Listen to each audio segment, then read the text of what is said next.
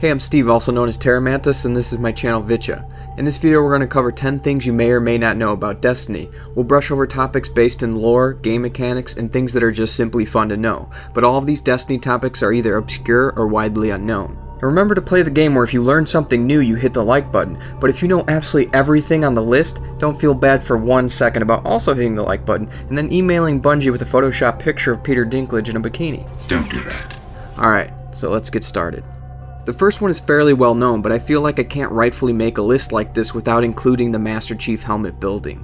So for number 10, did you know that on Mars, during the strike Cerberus Vey or on patrol, you may come across a building that when looked at from a specific vantage point looks remarkably like the Master Chief helmet from the Halo franchise.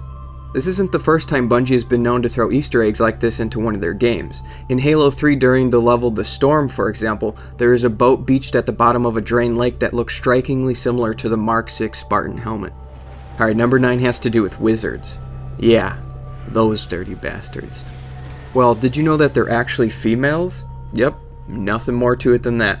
The grimoire refers to them specifically as female more than once, stating the wizard is the scalpel with which the High vivisect the universe. A nightmare of rag and bone, the wizard conceals herself within darkness and fire, dissecting and experimenting anything that falls into her clutches.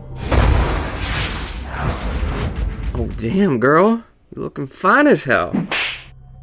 Alright, for the next one, did you know that your ghost can open doors? Now, I know what you're thinking. That seems to be all they do. Okay, I'll get to work on this door. I'll try to open that gate. They were serious about keeping people out. Not a problem. For real though, some doors will only open when you pull out your ghost near them. These doors can be found all over the various environments on each planet. The gamer in me really wants to believe that behind one of these doors is some awesome secret, but I have yet to find anything.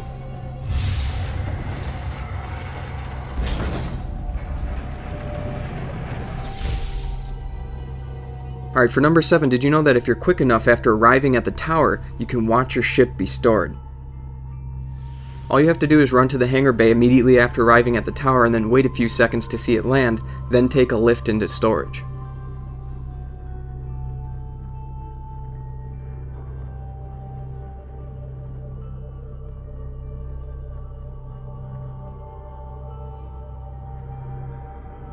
And while you're checking out your ship land, you may as well take a look at the next topic right at the entrance of the tower.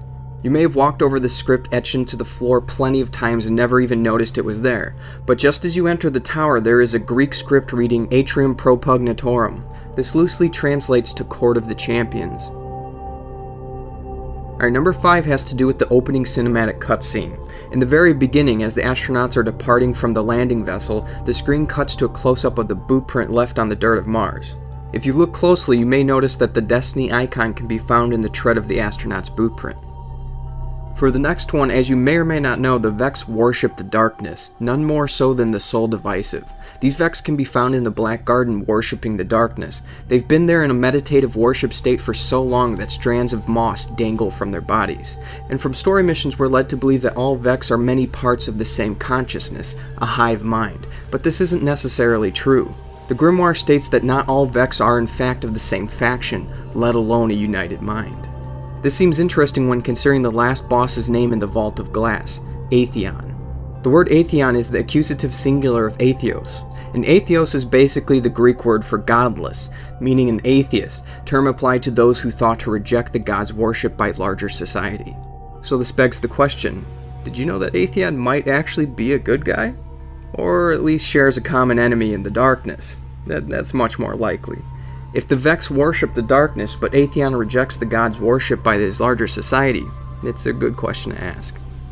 Alright, number 3 has nearly no functional purpose other than making a list like this, but we're going to talk about it anyway because it's obscure and interesting.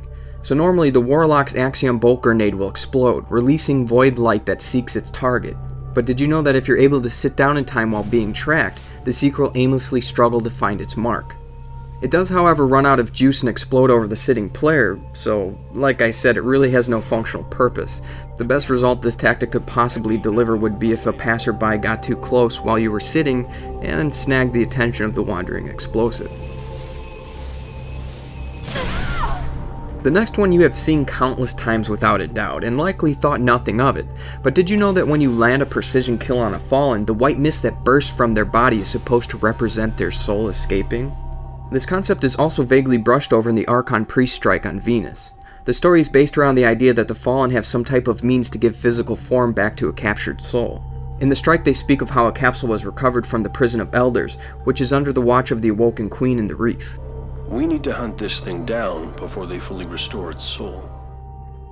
You're supposed to stop the fallen before the Archon Priest is fully restored, but you show up just a little too late and just in time to fight him.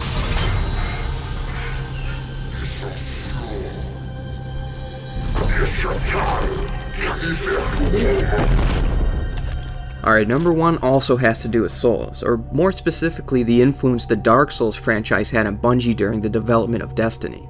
Besides the lead game designer Tyson Green admitting to the influence Souls games had on Destiny, there are several in-game items that pay respect to the dark fantasy action RPG. First is the Hunter class item called Ghost Angel Cloak. The item description reads, "We are an army of chosen dead." Any Dark Souls fan will immediately recognize the correlation, as the term chosen undead labels the player character throughout Dark Souls. You are of the undead. Forever without hope. Forever without light. Additionally, the most apparent homage to Dark Souls is actually from a Warlock chess piece called Heart of Paraxic Fire.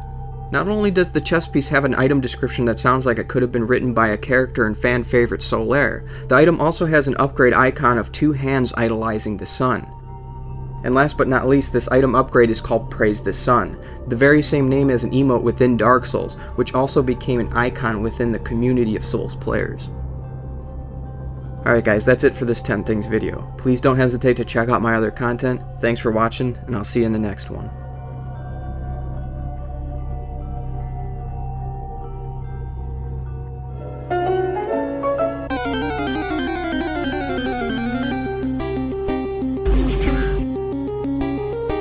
What in the heck is that? Guess we know where that sticky white stuff came from in Demon Souls. You know what I'm saying? Yeah!